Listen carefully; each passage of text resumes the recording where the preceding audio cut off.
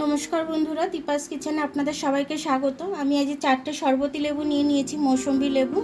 আমি এই লেবুটার আজকে শরবত করব, সেটাই আপনাদের সাথে শেয়ার করব। গরম পড়েছে, মানে শরবত না খেলে একদমই চলছে না, সে কারণে শরবতটা করছি আর সেটাই আপনাদের সাথে শেয়ার করছি। তো চলুন আমি কীভাবে শরবতটা বানাই দেখে নিই। ওটাকে কেটে নিই, দু অর্ধেক করে কেটে নিচ্ছি।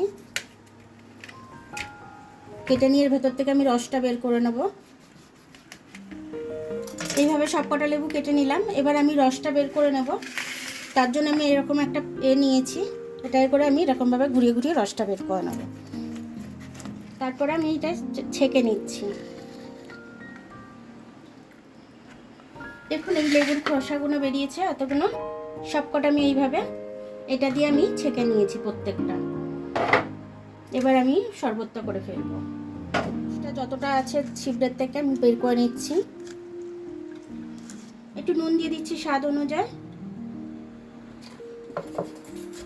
চিনিটা আমি গুঁড়ো করে রেখেছিলাম, একটু চিনি দিয়ে দিলাম। লেবুটা মিষ্টি ছিল, তারপরেও একটু চিনিটা দিচ্ছি, কি খেতে সুস্বাদু হবে।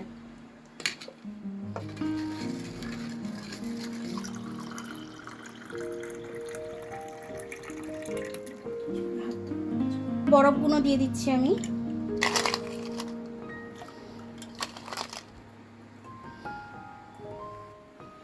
দেখুন বন্ধুরা, আমার কিন্তু শরবতটা তৈরি হয়ে গেল। একদম লোক কুটুম আসলে এইভাবে করে দিলে পরে তারা তো ভীষণ ভালো খাবে। আর এই গরমকালে যদি বাচ্চাদেরকে এরকম মৌসুম্বি লেবুর রস করে খাওয়ানো যায়, ওদের এনার্জিটাও থাকবে, প্লাস ওদের শরীরটাও খুব ভালো থাকবে। তো আপনারা নিজেরা এটা করে খাবেন, এবং লোকজন আসলেও আপনারা এরকমভাবে করে দিতে পারেন। গরমকাল ভালো লাগবে, গরমকাল ঠান্ডা ঠান্ডা ঠান্ডা এরকম শরবতটা খেলে পরে খুব ভালো লাগবে। তো আমার রেসিপিটা যদি আপনাদের ভালো লাগে, একটু লাইক, সাবস্ক্রাইব, বেল আইকনটা একটু টিপে দেবেন। আর যদি ফেসবুক থেকে দেখেন, লাইক আর ফলোটা একটু করে দেবেন।